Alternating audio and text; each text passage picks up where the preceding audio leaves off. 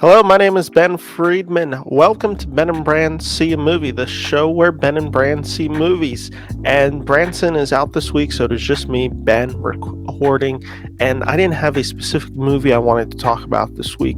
Instead, I decided since we're 6 months into the year already, that we were at a halfway point to talk about what I'm calling the 10 best movies of the year so far, the best performances, the best screenplays, just kind of predicting some of the early Oscar stuff, giving my insight on that just through the halfway point. This is all very arbitrary because, especially with the nominations ideas, because there's no way we have even close to a sense of who's going to be nominated. I'll pick out the ones that I will say that I think have a chance of leaning over, but for the most part, this is just going to be my opinion at this point, and there's actually, in reality, very little real choice or chance of them getting in.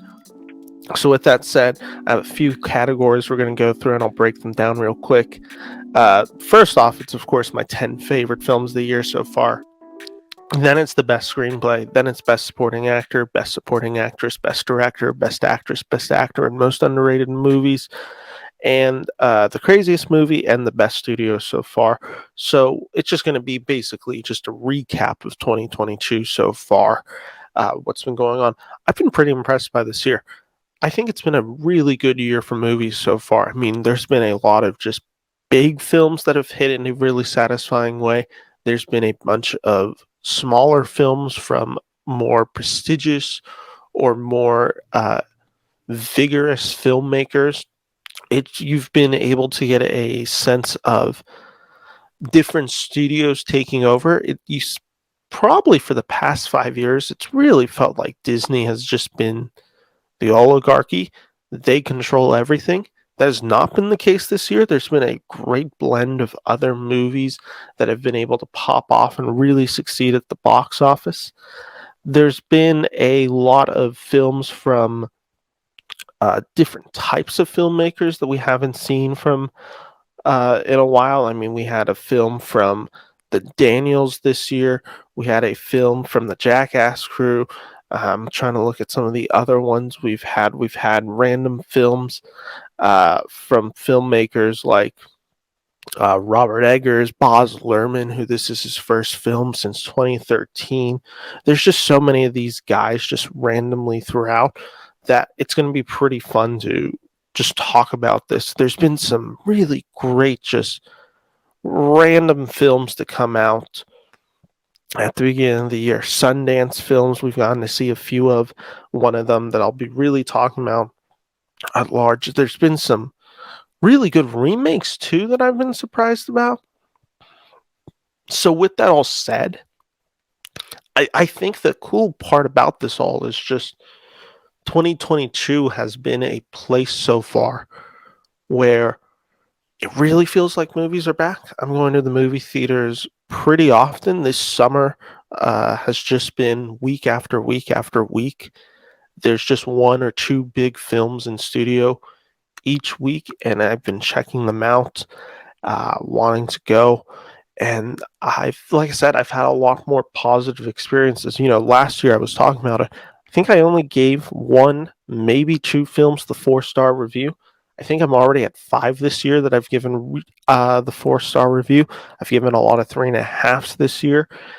So that's something I've been really pleased about. We're just getting quality films back, and we've just been getting entertaining films back in theaters. So that's something that I've really liked.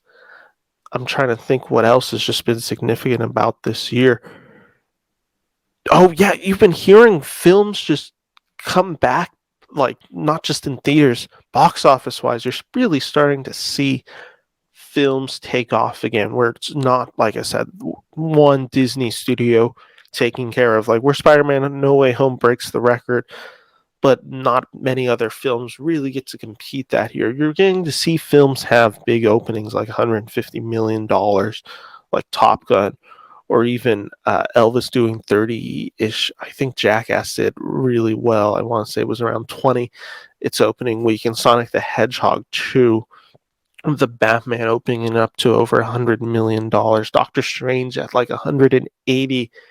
Uh, I guess just a lot of films coming out and doing really well, and that's something that's really good because it's indicating that film and theater is back.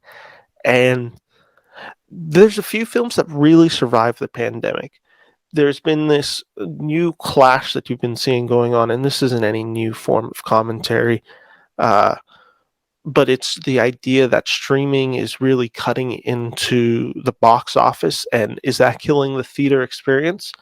I've always argued that there are going to be movies that people want to see communally in the big theater, and that those movies are always going to tend to lead the way and keep it up. And I believe that trend's been being proven really well this year. You had films that did well in theaters, like Jackass Forever, which is just a communal comedy. You have films like The Black Phone, which came out this past weekend, which did fairly well. That again, people wanted to see. You had Top Gun Maverick, that just had an energy and excitement. Of course, you have the comic book films uh, that hit in a big way. But I think that's a big thing that people haven't been talking about. There are some movies that just are more fun to see communally. Jackass Forever would not be as fun to watch if you're just sitting at your home and alone watching Jackass. So I think those are the types of movies we're going to see. It's not going to simply be the superhero stuff that hits big $200 million budget, Marvel, Star Wars, although we haven't had a Star Wars film this year. Uh, that are going to be in the conversation or in the movie theaters. I think it's going to be the communal films. So films like comedies, films like horror, even some action where it's just like people want to go out and they want to see it on the big screen. Jurassic World made over $100 million its opening weekend for playing in that same genre of just you had to see it in theater. So yes, are theaters struggling? Yeah, they are. They definitely are. Is streaming really changing the landscape? Yeah. There's been so many of these films that I have seen on a streaming service, or at least most of the general audience is going to have had a chance to see it in a streaming service. I may have sought out a few of them in theaters, but I was able to see them on streaming if I wanted to. So yeah, it is definitely a struggle and it's definitely changing. I just still personally feel like they the studios are not going to give up the movie theater experience and the amount of money that they can make from it. Uh, so I think you're going to see a healthy blend of it moving forward in the future. And yeah, like it's weird. It is weird how many films come out to streaming. I can keep up with the movies in theaters. I see most of the movies that I want to see in theaters. For the most part, this summer, I've been able to see it. And then I notice I'm like, oh, I don't really have a movie to see. So I'll then go see Top Gun Maverick again for like the fourth or fifth time. But then, like on streaming, I look at the list of streaming movies that I've been meaning to see, and I'm like, oh, I'm like 20 feet behind. There's just so much that comes out, and there's so much that comes out each week. This weekend, I just watched the Mad God, which is Mad God, which is a movie on Shutter streaming. Which, if you don't know what Shutter is, that's a horror streaming service, and this film is created by Paul Tibbett, I believe is his name, who's this filmmaker who's been making this stop motion animatronic that would kind of describe as Dante's Inferno in hell, or sorry, Dante's Inferno in Wonderland. So it's this just crazy visual, disturbing looking, creepy, just huge film that's been filmed over 30 years that's just dumped on the streaming service. There's other films like I was watching, I think it's Leo Grande. I forgot the whole title, but it's the new Emma Thompson film on Hulu. I watched, what was it? It's the Bryan Cranston, Annette Bening film. Uh, Jerry and Marge Go Large, I believe, is the title this week. And there's just so much on streaming that I'm still catching up to. I looked at the list and I'm like, oh, there's that new Kevin Hart, Woody Harrelson comedy on Netflix that, in fairness, looks terrible, but I'll still probably have to check out this week. So there's just so much of it coming out to streaming that I can't get a sense of it. I mean, it still feels like, and maybe this is the big thing and why I still think theaters are having a chance. It still feels like generally 75 to 80% of the movies that go out on a streaming service are generally mediocre to okay. There's very few films from a streaming service that they've brought out that have just been the films of the year, or just one of those films I'm like, that's a great film. There are a few. I have a few of them even on my top 10 list, but they are few and far between. I generally find they're like the 2.5 star films where I just don't have an opinion of it. Jerry and Marge Go Large, I don't even think I'll do a review for that movie. I thought it was fine. I thought it was semi cute. I thought the story was kind of all over the place, and Bryan Cranston's giving a performance, and I think it's a heartfelt performance. It's definitely riffing on his Breaking Bad character, but it wasn't anything special. I'm not going to remember the film. I never need to have the urge to rewatch the film. But I mean, it's a film that exists, and I'm sure it's going to do fairly well on the Paramount streaming service. So yeah, like I said, it's those types of films where I don't have a read on these types of film, nor are they really in the zeitgeist right now.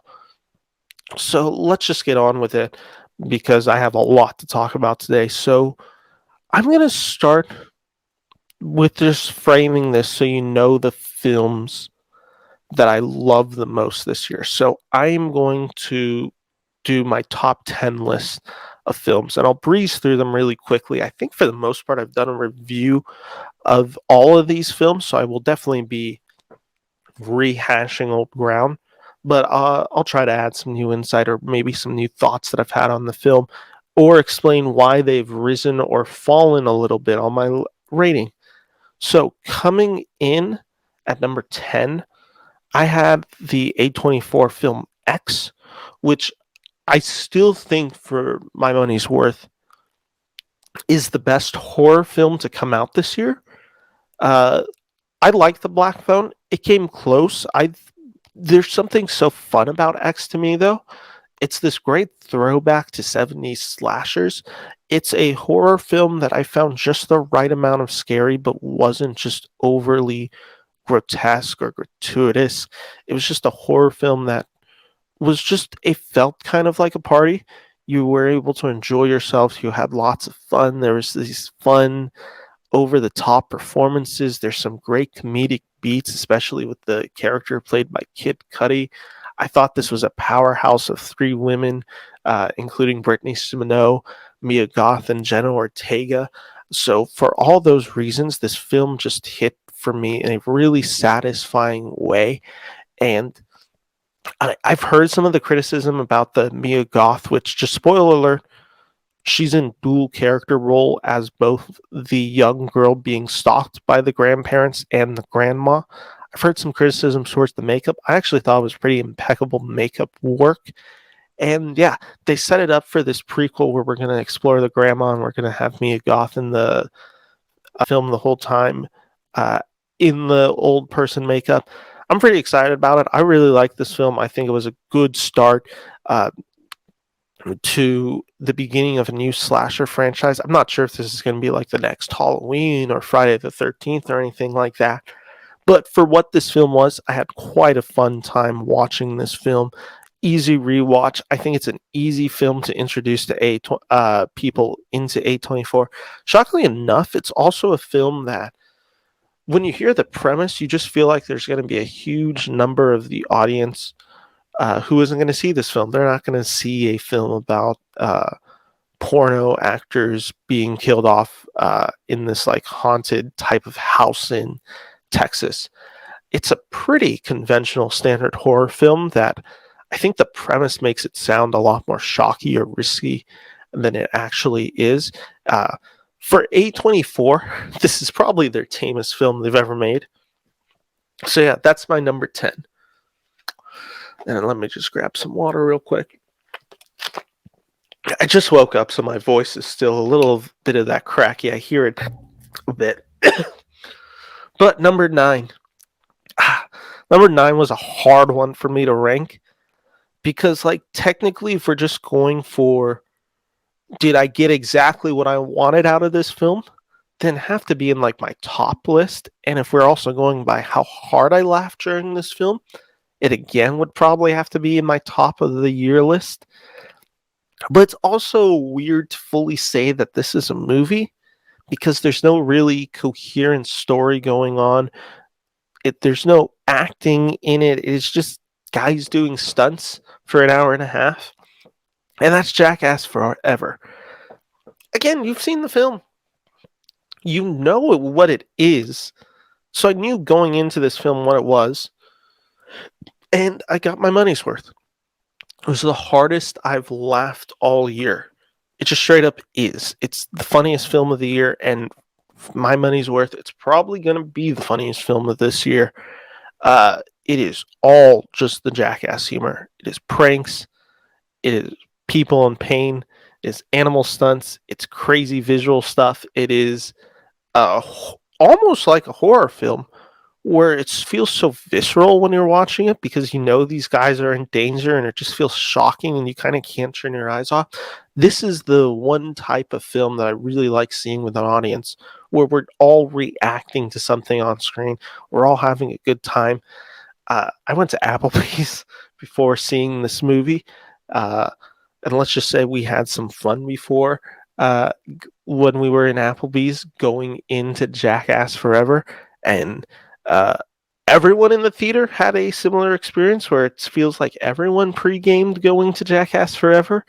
And if you go in with that mentality and you like this type of movie, it's pretty freaking funny. I don't know how you put it. Don't put it up there. It's probably the funniest Jackass film. There's an extra level of just craziness knowing that these guys are 50 and doing it. So when you see Knoxville take the hit by the bull or Steve-O just having his balls covered in bees, there's something just even more visceral about the experience. It feels even more like a jolt of lightning because you're watching something so crazy. I mean, you've been watching these guys do it since they're 25, and 25 years later, you get this. For my money's worth, it has some of the craziest stunts I've ever seen in the Jackass franchise. The vulture stunt that Wee Man does is terrifying. The cup test shots that Aaron is taking in this movie are just painful to watch. There is, I mean, obviously the Knoxville Bowl is just scary because you know, like this guy, like literally almost died and had permanent brain damage from it. So there's a lot of that stuff just working for this film's favor where it's just, yeah, it's the funniest Jackass to me. And it's just, again, it is a little bit of just, I think the trepidation of watching this film and even like at times feeling like you're watching something bad because of what they do and just shocking. But yeah, I had a great time with this movie. So it's coming in at number 9. Coming in at number 8 is a film that I've already talked about at lengths with, which is the film Hustle, which is the Adam Sandler-led basketball drama starring Adam Sandler and Juancho Hernan Gomez from the Utah Jazz. I've talked about this film at length. I think it is a great Adam Sandler dramatic vehicle. I think he's really good in the film, and as good as he is on the film, I'm going to take this call real quick. All right, sorry about that. I'll edit that out. So yeah, Hustle, like I said, as good as Adam Sandler is in this movie, it's really a showcase of how talented Juancho Hernan Gomez is in his debut performance. It's shocking how good he is in this movie. I mean, he's such a impressive debut dramatic performance. It's easily the best performance an NBA player has ever given in a movie. He's an actor. I know this guy's an actual basketball player in real life. This guy's an actor. He had the chops. He had the charisma. He was able to lead this film. Uh, these are the types of movies I like to see Adam Sandler in. I really like his dramatic work. I've already done a podcast calling him the most underrated actor in our generation right now. It's a love letter for NBA fans, but it's also just universal in its themes. You can watch this film and just enjoy it for just being a classic good sports movie that pays homage to the others.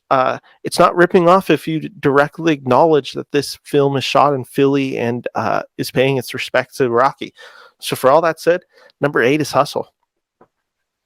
Number 7 is a film I got to see last week, which I've still just been thinking about so much because of the main performance from the main actor in this film. That's Elvis. This film works solely because it's a powerhouse performance from Austin Butler. If Austin Butler is not good in this film, or even just okay in this film, everything about this film unravels and falls apart. You're able to buy into the direction from Baz Luhrmann and the high energy that he's just creating at because Austin Butler centers everything in his performance. He's able to ground, essentially, Luhrmann's insanity.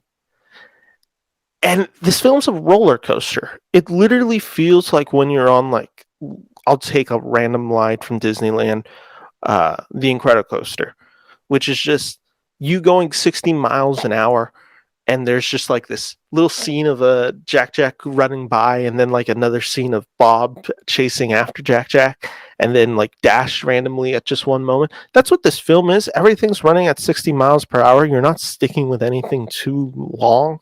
You're just going from beat to beat to beat to beat, really fast and really high octane is probably the best word to describe it. It tells the history of a whole man in 2 hours and 40 minutes, and it feels the runtime of 2 hours and 40 minutes. And it also feels like we're not diving deep enough. But this is really a portrait of the performer of Elvis. I said in my review last week that we really get to see the man Elvis. I think Austin Butler gets to explore it. The film is not interested in telling the story.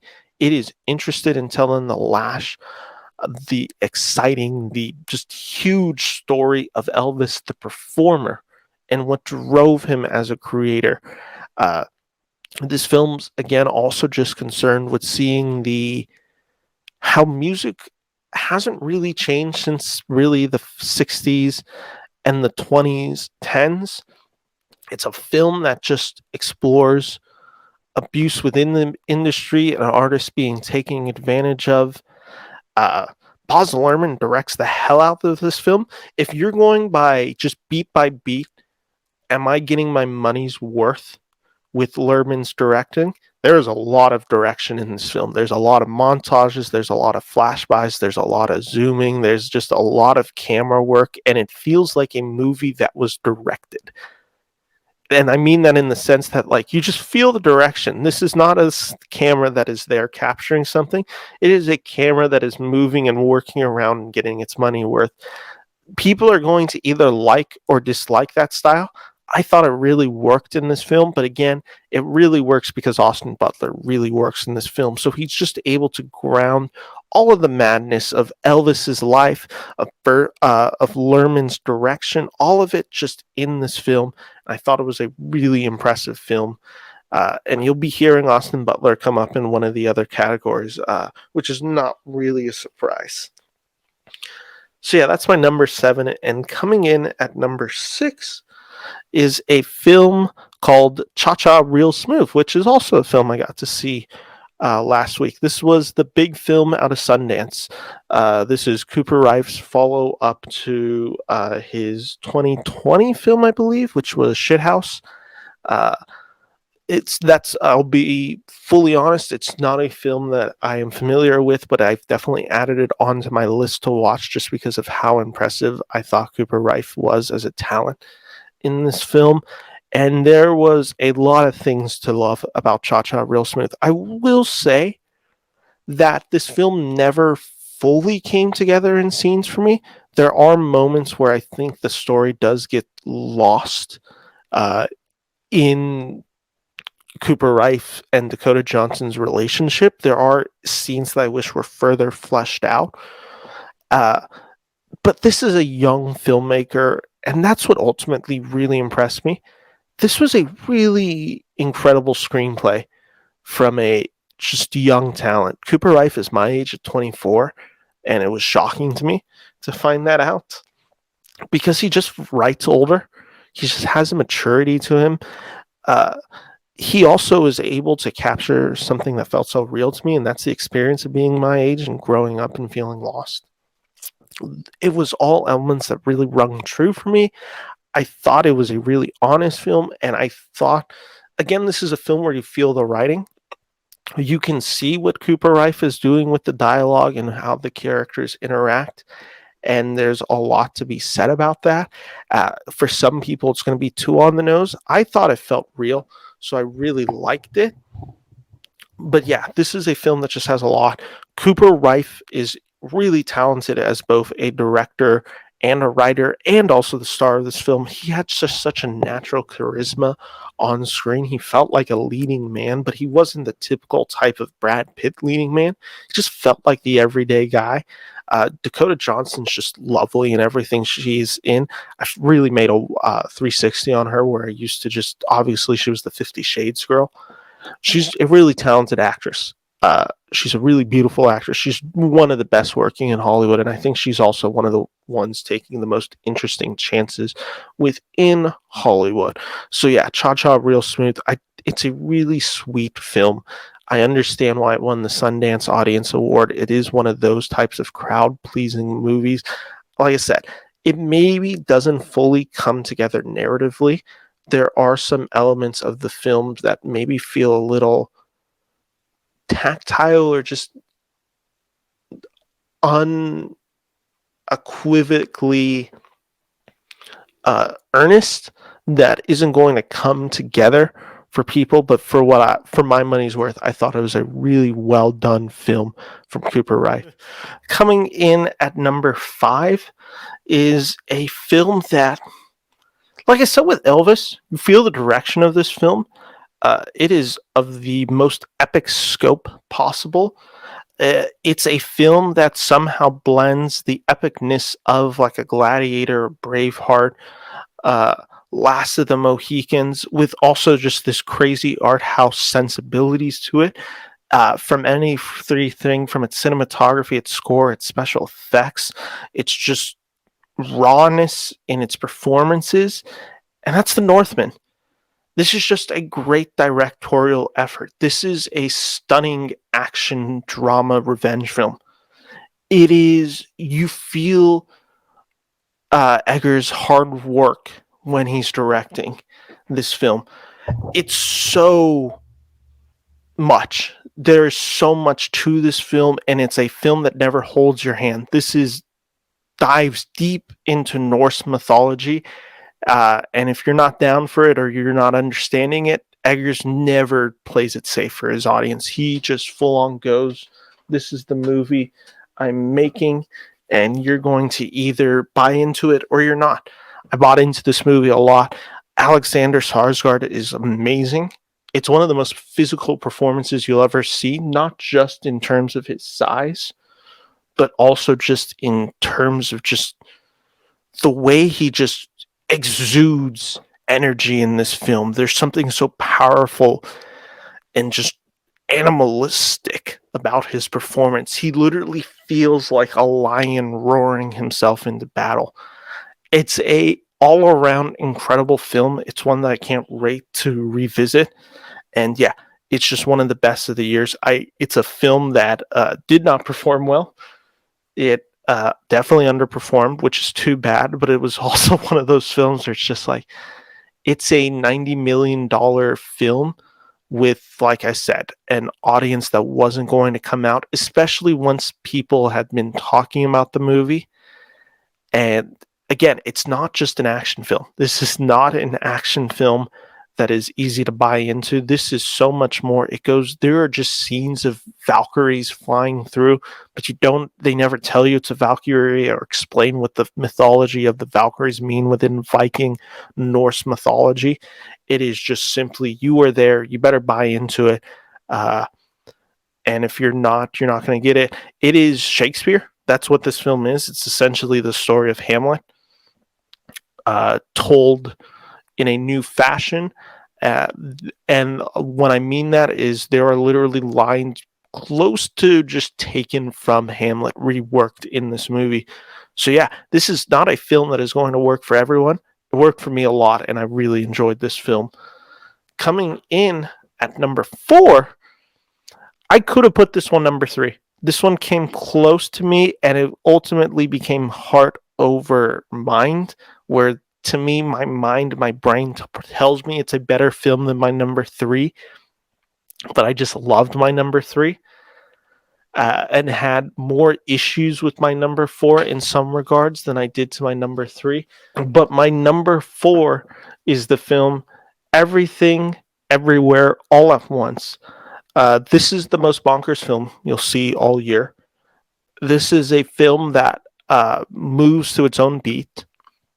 It is a film so uniquely directed by the Daniels brothers. It is unlike the Northmen. I think this one has much more grounded in its family drama elements of the film, which makes the absurdity of the film palatable, because you can buy into this relationship that the family has. With that all said, this is a film that just has a multiverse where all the characters have hot dogs for fingers. So it is definitely not a conventional film by any means. A24 just takes a huge swing, and they knock the hell out of the ballpark for this film.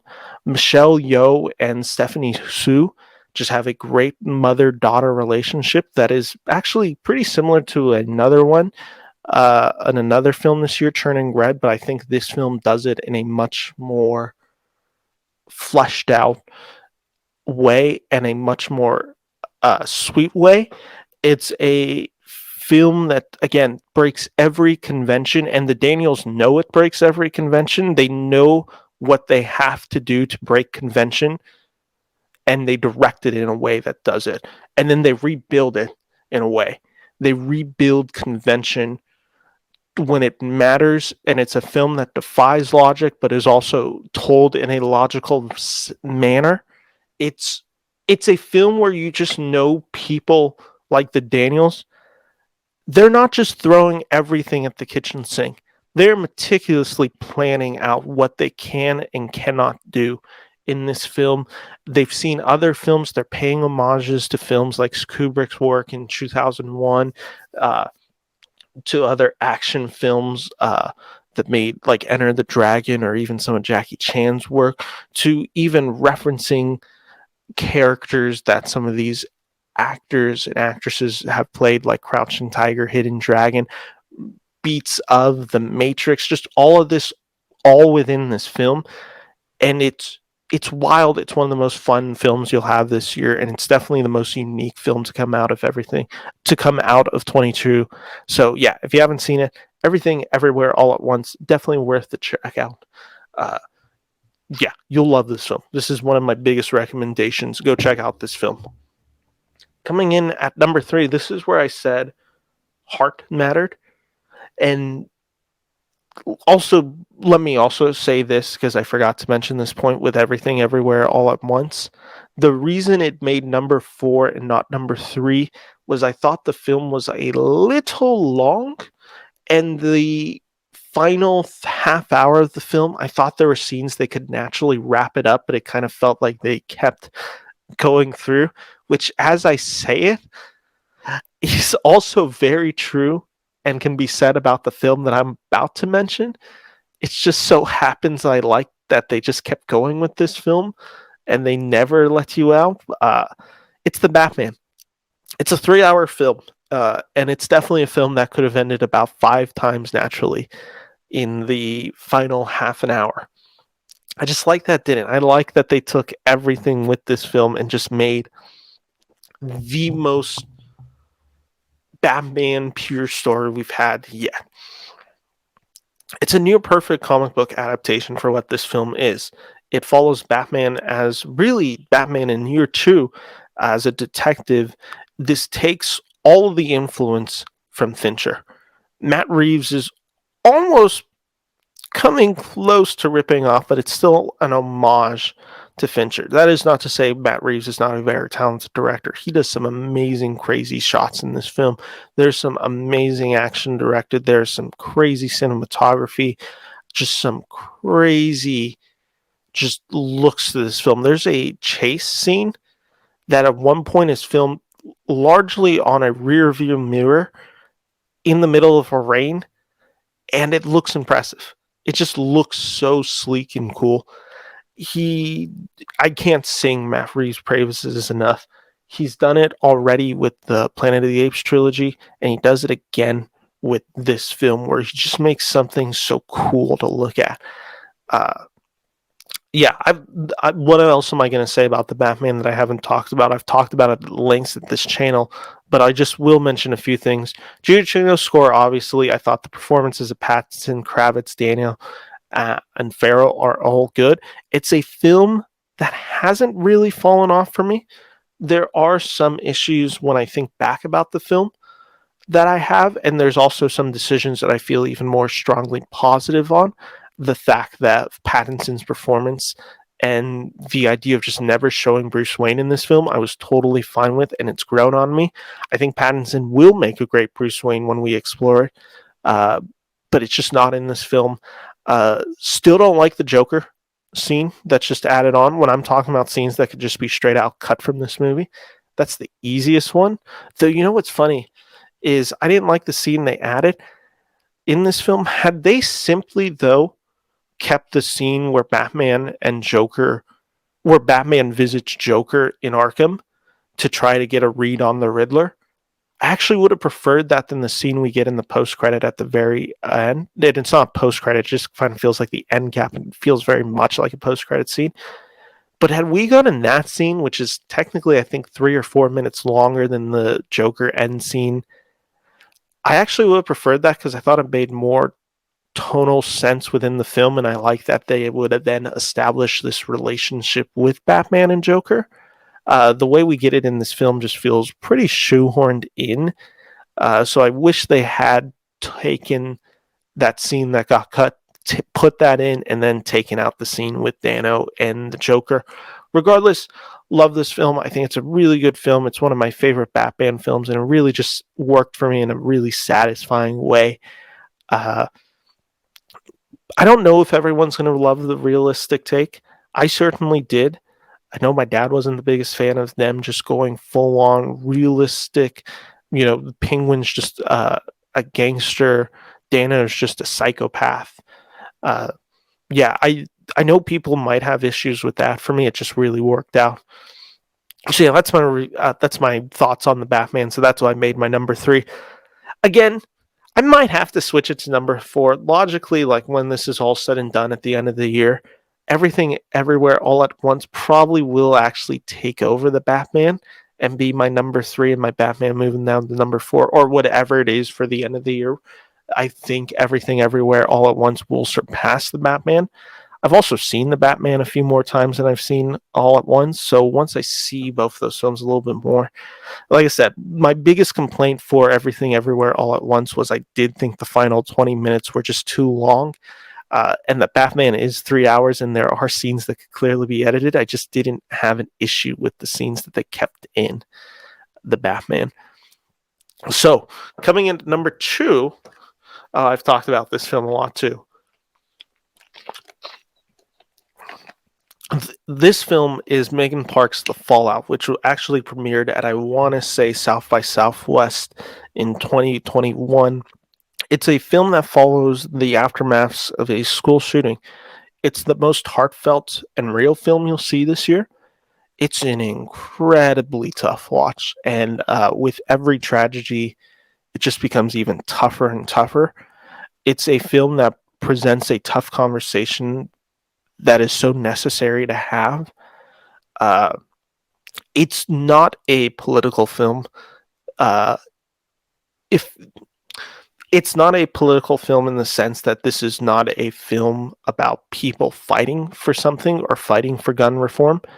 Uh, if you even want to call that political issue, uh, not wanting kids to be shot in schools, I guess that's where we are at a country right now, is where that is. Some people disagree with that notion, and some senators are very much making it clear that they do not care. Regardless, I'm not going to get into that. I've already said my piece on that. But this is a film that it's not that. This is not a film of kids fighting back. This is a film about kids surviving, and there are elements of what the experience looks like after. And so some kids are fighting for reform, but we never actually see the reform, like the activism going through. We just hear them talking about it. Other kids are left in shell shock. Other kids are burying their friends and family. It's a really beautiful look at anxiety and post-traumatic stress disorder. Jenna Ortega has been the MVP of 2022. She absolutely just breaks your heart in this film. It's such a real performance for such a young actress at 18. Uh, there's one scene in particular at the end where she breaks down when she hears of another school shooting, and all those emotions flood back to her, where it's just one of the most triggering things. Like, if you want to describe, like, to somebody what a trigger visually looks like, it's that. It's being fine 1 second and then hearing something and then just falling apart the next. Maddie Ziegler is really good next to Ortega in this film. Uh, yeah, this is one of the hardest films I've watched this year. It's a film that just resonated with me emotionally. I already talked about it on the show already, where this was a film for me, with having all my family in education. Uh, this film just felt really real to me. It just felt like it captured some of the anxieties and fears. And just, I think for a lot of people, and specifically people a little bit younger than me. I'm 24, so I'm not really in schools as the norm is school shooting. I don't want to say norm, but as it's becoming much more popularized, I hate the use of the word popularized, but even just like a more everyday thing in some schools. And like I said, I'm just a little bit too old for that to have been. Like, for instance, I really didn't have, we had lockdown trainings. We did not have school shooting trainings. So I'm probably about 3 or 4 years removed from high school for when those are actually like the commonplace trainings. I think for someone who is experiencing that, this film is going to ring even more true. With that all said, one of my favorite years, one of my favorite films. The reason it's not my number one, even though it's the film that's made me feel the most this year, is just simply I'm not going to rewatch this film a ton. I think this film is extremely hard to watch, and it might be, to me, the best film made this year. It's just a film that I don't really want to spend time with due to its subject matter and its material. But yeah, it's very much worth the watch. Uh, it's a tough film to watch, but it's really well worth it. Everyone is great in this film. It's one of the most beautiful films I've seen this year and of years late. So yeah, that's my number two, and everyone knows my number one. It's the film I've been singing its praises of since I got to see it a few days early. It's the most visceral film experience you'll have this year. It has the best action. It has an amazing cast. It is one of the most energetic films. It's the film that just showcased that movies are back in all their glory. They don't make these films like they used to anymore, which was even more exciting to see. It's a film that takes itself just the right amount of serious, uh, but also just has the right amount of fun in this film. It's a film that did not deserve to be as good as we got it. We got it so good with this film, and that's Top Gun Maverick. Let me just say, Top Gun, the first one of my 100 favorite films ever made. If I was to make a list of the 100, there's no way that the first Top Gun film does not make it onto that 100. I really have a sentimental love for that film, even if I don't think it's necessarily a great film. I grew up with the film. Top Gun Maverick is far superior in every way. So remember, that's in my top 100, and I think Top Gun Maverick's a better film. This is everything you want out of a sequel. You feel the stakes instantly. They have this crazy trench run, which is very similar to Star Wars. It's kind of gave me the Star Wars energy without being a Star Wars movie this year, so that was a fun thing for me. Oh my god, the action scenes in this film are just wonderful. The high octane, just like the training flight sequences. My favorite scene is, again, spoiler alert, where Maverick does the flight in 2 minutes and 15 seconds, which means it's 45 seconds than everyone else who is trained for, and they failed at it, and Maverick is able to pull it off. The final third act of this movie is just the best third act action film. It's the perfect action film by the end. This film is kind of that. It's the perfect action film. Everything that you could possibly want from Top Gun is there.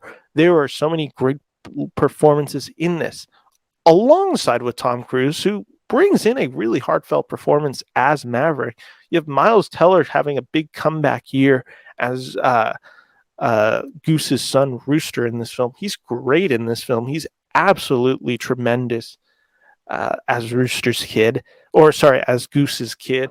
His relationship with Maverick is just really well thought out. Glenn Powell as Hangman's great. From top to bottom, this cast is just amazing. There's so many great sequences. There's just so much energy to the direction. It's Top Gun Maverick. There's a reason it's the first film to cross 1 billion. It really struck a chord with people, and it's a film you need to see in theaters. It's so beautiful to look at. It was shot up right by me near Lake Tahoe. And yeah, some of those flight sequences are just amazing. It feels so real. And that's the best part about this film. I got to see it in every format. I've seen it on the big screen, I've seen it in IMAX, and I've seen it in 4D. And the 4D one was cool because the chairs are shaking, you're moving along with it, and it makes the film feel even more visceral and exciting. Yeah, God, I love this film. Top Gun Maverick, this is the film of the year to me. Every film that has to, if they want to be my number one, they have to be Top Gun Maverick, which is going to be a hard task because that means we have another film coming out this year that would then make my top 100 films of all time list, because Top Gun Maverick is firmly cemented in that list. So yeah, those are my top 10 films of the year. Again, to recap, we have X, Jackass Forever, coming in at number 8, Hustle, 7, Elvis, 6, Cha-Cha Real Smooth, 5, The Northman, 4, Everything Everywhere All at Once, 3, The Batman, 2, The Fallout, and number 1, Top Gun Maverick. Yeah, I think it's a pretty solid list. So just going through that, I gave Top Gun Maverick, The Fallout, The Batman, Everything Everywhere All at Once, and The Northman were all 4-star reviews. I can't remember if I gave The Northman a 3.5 for it, but I'm pretty sure I got it to 4-star reviews. If not, it's like so close. Then Cha-Cha Real Smooth, Elvis, Hustle, Jackass Forever, and X were 3.5-star reviews. So it's been a really solid year for movies so far. I've really liked this top 10 list, how it's shaken out so far. And we haven't even gone to like the big part of the film where we get the big Oscar films coming out, which there's always a few that end up definitely being in my top 10 list. So yeah, I'm very excited about this year. And with that all said, I'm going to jump into, actually, let's do this category first. Let's go the best studio so far, because I already said what the craziest movie was. Go see Mad God if you have not seen it. It's on Shudder. It's this 30-year combination of basically Dante and Wonderland. I already talked about it at the very beginning of the podcast. Just go see it. This film doesn't even fully work for me, but just for the sheer ambition of working on a film for 30 years and seeing the visual amazement of just being able to capture something on this with stop-motion animation, it's just incredible. You got to go check it out just for that and just pay respect. Best studio this year so far. This is really cool because there's no way they've been on this list probably since maybe the 2000s. I should have seen when they would most likely would have made the list before, but I would probably guess maybe even closer to the 90s. Paramount Pictures is killing it this year. They're by far the best studio making films this year. They've had successful sequels and installments within the Scream franchise, and that Scream film, despite me not liking it, was a huge hit and a big hit amongst fans. They had a really successful Jackass sequel and Jackass 4.5 on Netflix. Sonic the Hedgehog 2, which was a huge film for them, and I will also just say a much better and more fun film than the first film. I really enjoyed Sonic the Hedgehog 2. Of course, they had Top Gun Maverick, which is the biggest film of the year, and by all accounts is going to stay one of the biggest films of the year.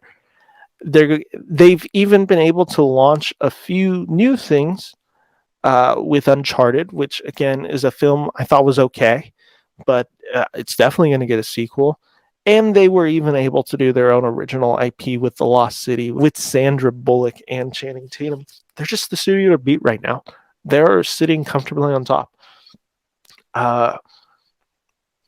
Most underrated movies of the year. I'll just give 5 quick nominations that I won't talk about much. Dog, which is directed and starring Channing Tatum, I think is a really sweet film. Definitely worth the check out. It is a good buddy comedy film that also has a huge heart at its center. I was really impressed by just the direction of this film. I thought Tatum did a good job with it. Nothing flashy, nothing special, but just a good, sweet film all around. Father of the Bride was a remake that I didn't realize that I would like.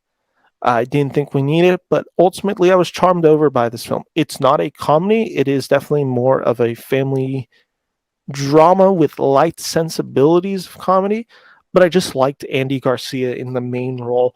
Again, a film I wouldn't call particularly special. I think it's pretty good, but it's definitely underrated because how I defined underrated is movies that I felt like I heard no one talk about this year. Uh, and in this case, I didn't hear anyone talk about Father of the Bride, and I saw it and I thought it was pretty good. Another film I thought that was really good was I Want You Back, which was an Amazon Studios film with Charlie Day and Jenny Slate. This came out around Valentine's Day. It is a romantic comedy about 2 people who have just broken up and they're trying to get their exes back. So they hatched this plan where they're each going to basically date each other's exes and get them to then fall back in love with the original person. Cute movie. Jenny Slate's really good in the film. Charlie Day has some really good jokes in this film. I think it has a really funny cast. There are some big laughs. The film doesn't come together in the third act. It becomes really cliched and kind of falls apart by the end of the third. But for the most part, I enjoyed the ride. Thought it was fun. My number 4 is a film called Rifkins Festival. I understand why this is a film no one talked about because it's the latest Woody Allen film. And it is a film that, just for being a Woody Allen film, it's just not going to be talked about in the same way. I like this film specifically for Wallace Shawn. I thought there was some clever, funny comedy in it. Woody Allen, for everything that he has been, is one of the funniest writers to have ever lived. So there is definitely a sprinkle of that comedy in this film, and it's a film about growing old, and it's a film about a relationship and strains. And Wallace Shawn is a really funny in this film. Again, I totally understand why no one's talking about this film because it's Woody Allen, and do you want to be supporting one? I got it as a screener from a company, from a studio earlier this year.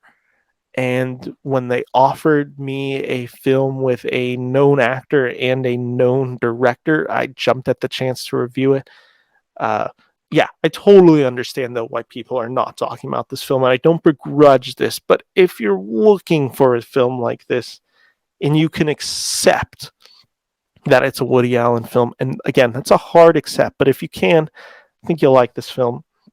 And finally, coming in is a film I got to see last night, which has been out on, I think it was Hulu, for a few months. I checked it out because I saw Jeff Snyder really liked this film. It's been on his blog spot, and I just wanted to check it out. It was The Valet. This is a film starring Eugenio Derbez, I believe is his name. I really liked this film. I thought it was really sweet. I thought it was a really good romantic comedy. And it really is kind of the, not necessarily Prince and the Pauper story, but the story of two halves, one a celebrity and one just a everyday working man. Uh, and them uniting and them learning from each other, and just, it's a really sweet film. It's a very cliched film given the subject matter, but I thought it worked, and I thought Eugene Debbez and the actress, uh, whose name is, what is her name? Do I know it? I do not have her name in front of me, but yes. So Eugene Debbez and the female, uh, his female co-star are really good in this movie, and it's definitely a recommendation if you haven't seen it. The Valet is really good. So yeah, now let's just talk about the categories of Oscars, which is totally dumb because none of these films are going to actually make any real impact. I will point out the ones that I think could maybe get into the conversation. Uh, these are not ranked, so this is not a preferential ballot or anything. These are just the 5 films that I decided. Though I guess they are to a little bit degree ranked because some of the number 4s and 5s I was looking at my list, which I've seen 54 movies this year that have been released in 2022. So I would then go back and then I would look and then I'd be like, okay, that would take the number 4 or 5 spot. So I guess to some degree it is preferential, so I'll mention that throughout. But best screenplay, and let me say I did not originate between original or adapted. I just did the best screenplay. My 5 were Cha Cha Real Smooth, The Fallout, Chippendale Rescue Rangers, Fire Island, and The Batman. The Batman was the one that, the Fire Island and really the Batman were the two that were not like first ballots. Like I saw them, like, okay, they're in. I guess that's also kind of true with Chippendale Rescue Rangers, but again, when you've only seen 55 films and 25 of them are like 2.5 star reviews, your options are limited. Uh, so just kind of, like I said, Batman, Fire Island, no actual chance. Obviously, and Chippendale Rescue Rangers, no actual chance, but I thought Chippendale Rescue Rangers was really funny. I thought Fire Island was a clever retread of Pride and Prejudice and a good adaptation of that said story with also socially relevant themes with the LGBTQ community. I thought Batman was a impressive directorial effort and not as much writing, but I think there is also some good writing to be had. The two big ones in here are Cha Cha Real Smooth and The Fallout. I'd like to think The Fallout could make some sort of noise, but it just hasn't been a film talked about this year. So there's no real case of this coming award season actually being it. Again, one of my favorite stories, one of my favorite screenplays, probably my favorite screenplay. Sorry, written this year. But the real one here that I think actually could stand a chance is Cha Cha Real Smooth. I think there is an outside chance. This hasn't quite had the Coda love that Coda had coming out of Sundance and going on streaming, but Coda also got a bump much later in the award season that ended up pushing it to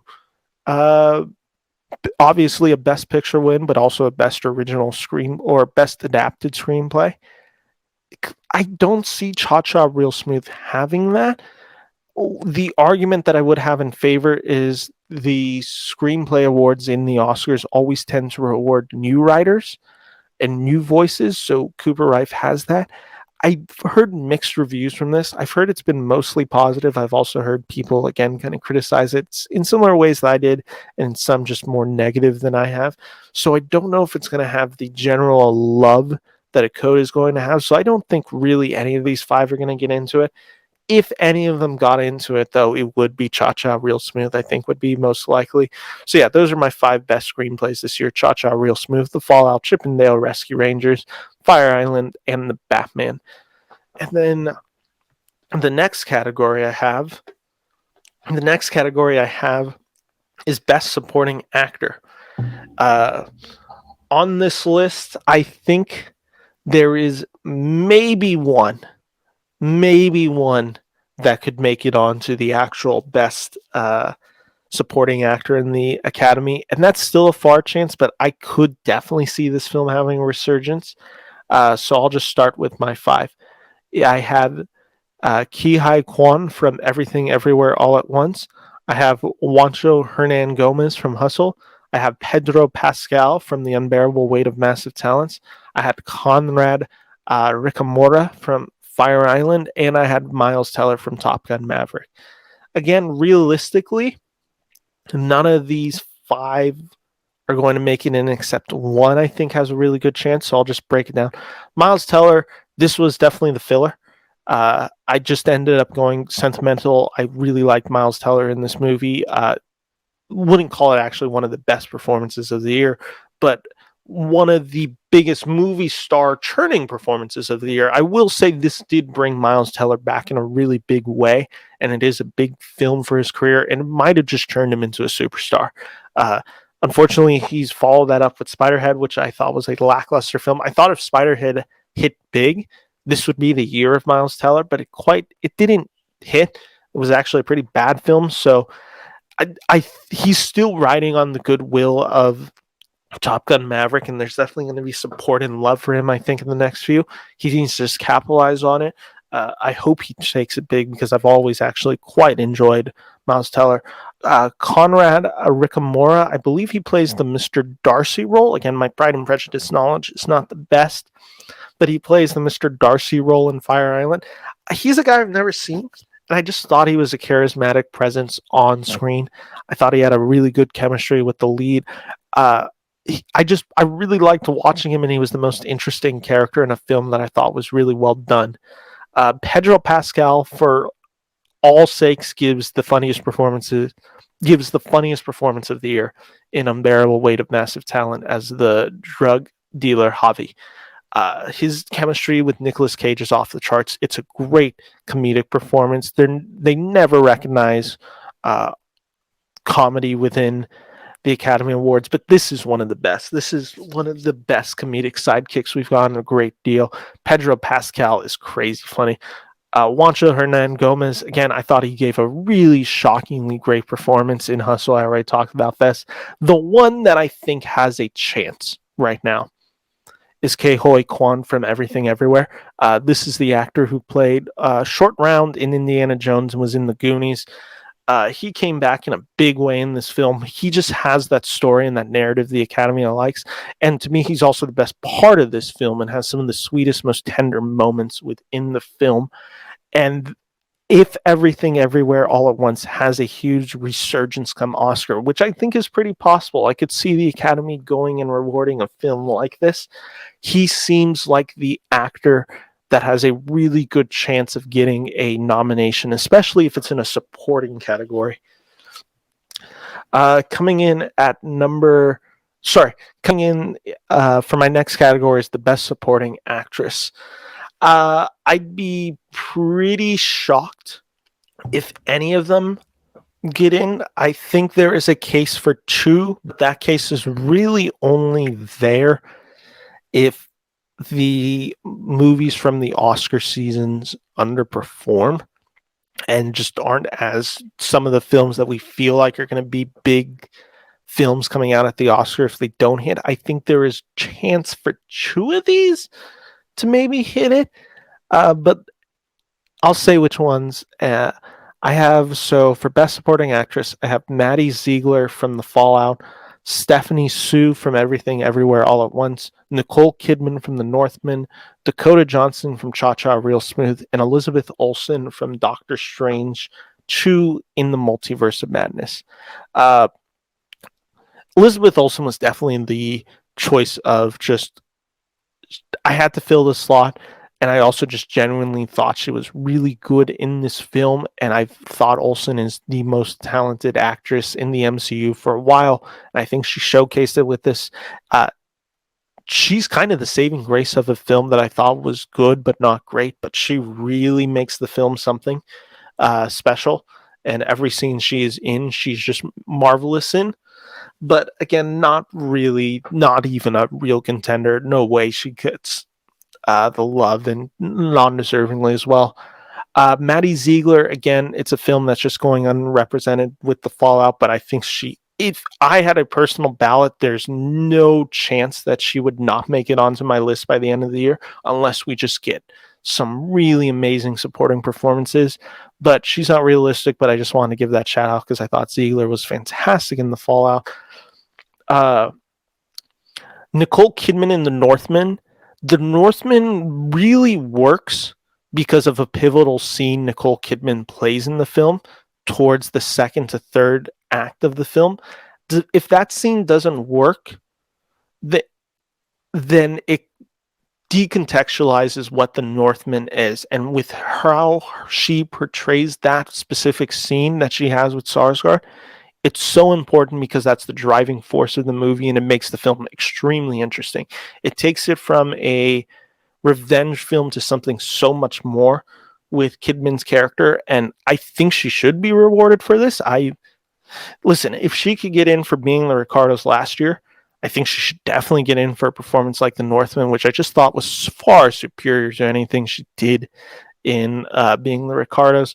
Again, I also just know it's not going to get in for this category, but Nicole Kidman would definitely be one of my best supporting actresses. And again, I'd say she had a good chance by the end of the year. The two that, again, have a chance. Dakota Johnson, I'm hearing some early buzz that people are already like kind of campaigning for her. I've been seeing some people on Twitter that I follow, like Zoe Rose Bryan, and some other individuals like that. I think Cody Derricks, other people like that who have been talking about Dakota Johnson possibly being launched for a Best Supporting Actress. Possible. Again, it really depends if Cha Cha Real Smooth catches on with the general public and the voting members. This film could easily have a resurgence. I'm not sure if it is. Like I said, I feel like Coda was a more safe bet of having a resurgence than this film is going to come Oscars, but so that is completely there. If this film got rewarded, I would definitely not be upset to see Dakota Johnson be the one rewarded for this film, but I still feel like they would reward Cooper first in this film. And so I don't know if she has, but she's an outside chance right now. A really outside chance, probably pretty poor odds. But definitely a chance, I say. And then the one, and again, I've been saying it all the time, this is solely if this film comes back in a big way during Oscars, which again, I think it could due to the story, due to the actors involved, due to the representation, just due to the cultural significance of this film and just how many people have loved this film. It's Stephanie Sue from Everything Everywhere All at Once who plays the young daughter. She's excellent in the film. She could make that resurgence. Again, not sure, but definitely a chance that she does that. So those are my best supporting actresses. Again, Maddie Ziegler, Stephanie Sue, Nicole Kidman, Dakota Johnson, and Elizabeth Olsen. And now, moving over to Best Director. Here's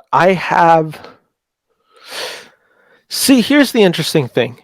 3 of these guys should be in consideration for Best Director. Maybe even 4 of these. Probably actually all 5 of these by the end of the year. Let's just say if 3 of these films came out last year, people would be shocked if at least 2 of these directors didn't come out and make it into the Best Director race. But I'll explain that all in a second. My Best Director is right now Joseph Kosinski for Top Gun 2, the Daniels for Everything Everywhere All at Once, Robert Eggers for The Northman, Baz Luhrmann for Elvis, and S.S. Rajamouli for RRR. I need to post my RRR review, but I really like this film. It's a film out of Tollywood, not Bollywood, but Tollywood, is directed by SS. It is a really just adventurous film. It takes a bunch of big swings. It's this film that has scenes where tigers are attacking and then a big dance number, then a big kind of comedy scene, and then can just go back to this family-driven drama about fighting against imperialism, British imperialism. It's a film that is unequivocally its own. It is a very uh, damning message against uh, imperialism and the effects of colonialism. Uh, so clearly it has not caught over in America particularly well, and it's not a film that I'm sure much of the general audience would support in America due to how cruel the British are seen in this film. With that all said, it's one of the best directed films, and I really enjoyed this film. So yeah, Baz Luhrmann, like I said, directs the hell out of this film. He has a lot of direction. If you're going most director as the award, then he clearly gets it. But yeah, I really like this style of film. Again, it's not going to get recognized. Could get recognized in a category like best editing. I think it has a chance at, but for best director, there's no way. Robert Eggers, it's the weird thing because he's one of the ones I said should have been, like, if this film came out in 2021, he would be nominated. I say that and also realize Denis Villeneuve missed out for Dune. Uh, so realistically, they wouldn't, but he would have been one of the ones that, like, any given year, I think the Northmen should be able to get a Best Director nod, though the Academy will never give it to them. So I guess actually and realistically, none of the five really stand a chance. I don't think the Daniels would get rewarded for Everything Everywhere All at Once. Uh, if the knowing how the Academy always works, they'll give the film other praises, and they might give it the Best Picture nomination, and that is kind of seen as the supplement for not getting Best Director. Like that, like this is your award. And then Top Gun 2, Joseph Kosinski. Again, I think that's a film that realistically, Best Picture, shockingly, might actually have a chance to get Best Picture. I think there is an outside chance that Top Gun Maverick could get a Best Picture nomination at this moment. But again, Kosinski would not. They would simply say, like, Maverick got its support in the technical categories and the Best Picture race. So those are my votes at this second for Best Director. So I don't see really any of them making it in. If I had to pick one, I guess it would technically, I would say Luhrmann. Luhrmann out of the five, like if I could only say one had a outside chance, it'd be Luhrmann, and that's just because I think some of the categories Elvis will be in will be undeniable, and they would have to be like, well, who directed this film? And it'd be Luhrmann. The issue is that directing style is so not for everybody. But yeah, I think out of all of them, that one has the best chance. Best Actress, none of them will be in the contention. None of them. All five of the names I have, one of them should be for sure. They will not be. But at this moment, my best actresses are Jenna Ortega for The Fallout, Samara Weaving for The Valet, Madeline McGaugh for The Black Phone, Jenny Slate for I Want You Back, and Isa Gonzalez for Ambulance. None of them will be in contention. The only one that I really think that should be, and that I wish was Jenna Ortega. Again, Ortega's been the MVP 2022 so far. She's had a lot of great Scream Queen films like the Scream franchise, like X. She was in Studio 666, and then she also proved herself with a film like this, The Fallout. So she's definitely the MVP of this year so far. I think she's just a marvelous actress. She's also in Texas Chainsaw. I forgot about that. So she's really making her name in horror right now. I wish she would get nominated for The Fallout. They're not going to. Samara Weaving is the co-star whose name I was forgetting earlier in the podcast in The Valet. Thought she was really good in the film. She was one of the ones that I just had to kind of add on to get the list to five, because I was having trouble figuring out which five. Same with Isa Gonzalez from Ambulance. I really liked her in Ambulance. I know everyone talked about Gyllenhaal when the film came out. I thought she was excellent in this film. And she really just provided the heart of the film and allowed then Michael Bay to be Michael Bay, but for me to still be invested because of her. So she really works well off of Gyllenhaal.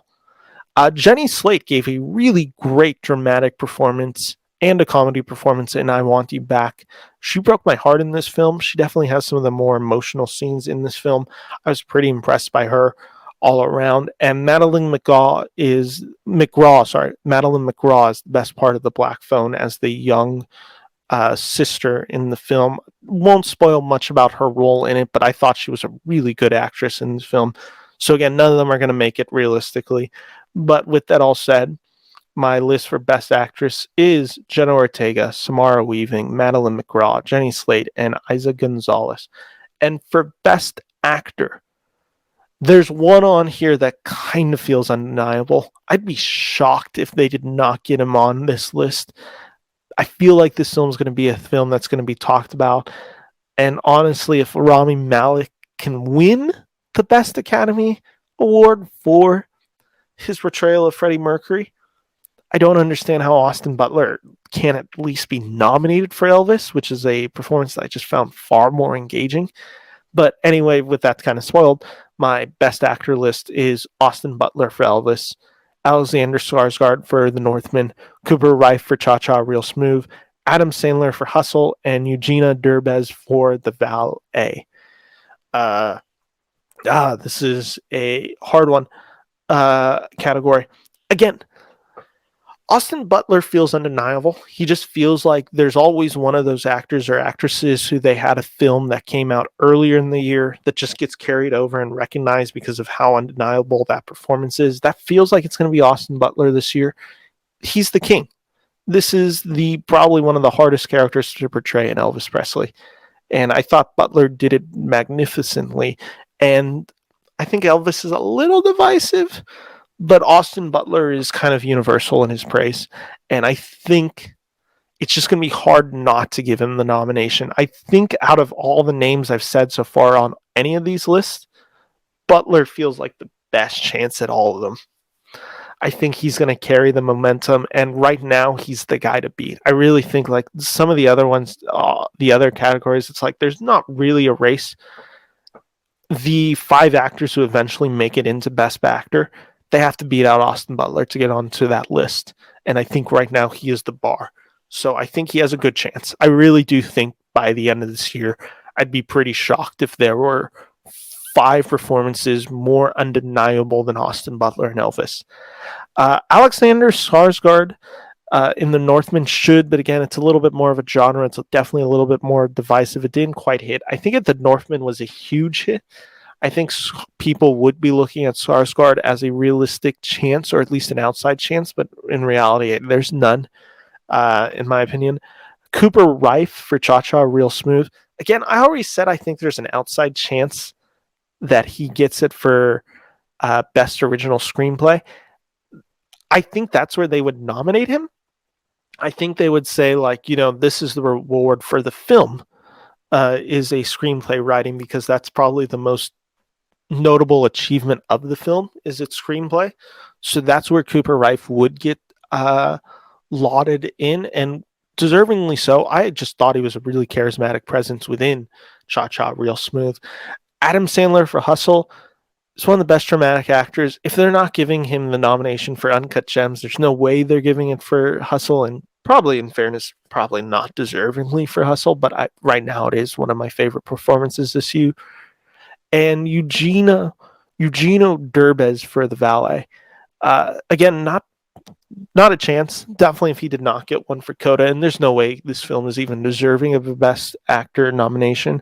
But just for what we are in this film landscape right now, he is right now one of the top 5 performers from a male actor that I've seen this year.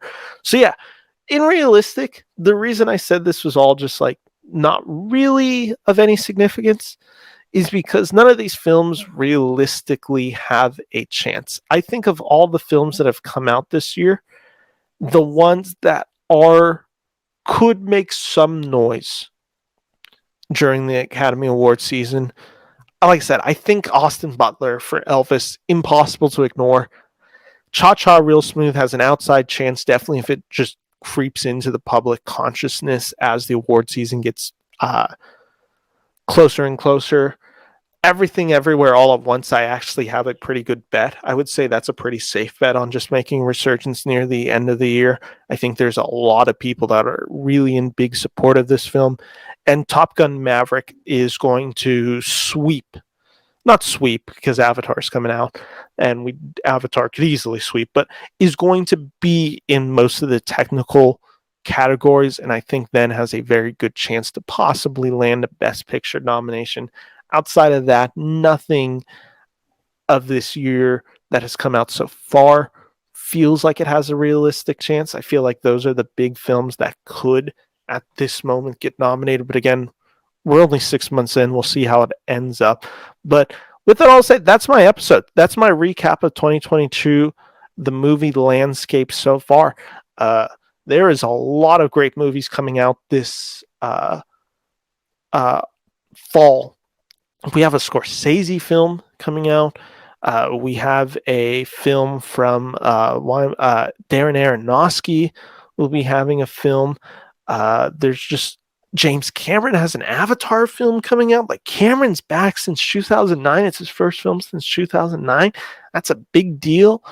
Taika Waititi, I guess, has a soccer movie coming out with Fassbender. Is a film that I heard will actually be coming out by the end of 2022. Noah Baumbach has like a $140 million film called White Noise, which is just like shocking that a film would get that type of budget. There's just so many of these films coming out from auteurs by the end of this year that we're in a pretty good landscape for films. And I'm really excited to see it. And I'm really excited to see what becomes of the rest of 2022. If it keeps going at the pace it's going right now, it's going to be a really special year.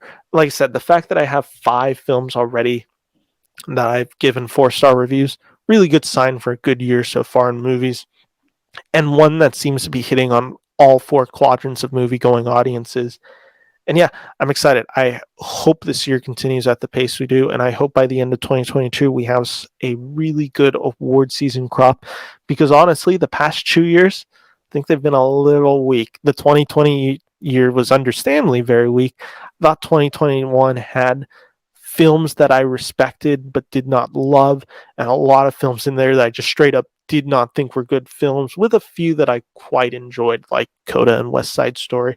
But yeah, if the pace is continuing at this and the films that I want to hit in big ways, then we're in for a really special award season and a really special movie-going year in 2022. So that's my recap. My name is Ben Friedman, here from Ben and Bran See a Movie. We'll be back next week talking about Thor Ragnarok in anticipation of Thor Love and Thunder. Taika. We're talking Taika. We've already talked 2 Taika films on this podcast with What We Do in the Shadows and Jojo Rabbit. We're going to be talking the 3rd with Thor Ragnarok next week. Ranson should be joining me. So guys, thank you for listening to this long episode. My name is Ben Friedman, here from Ben and Bran See a Movie. Take care. Bye-bye.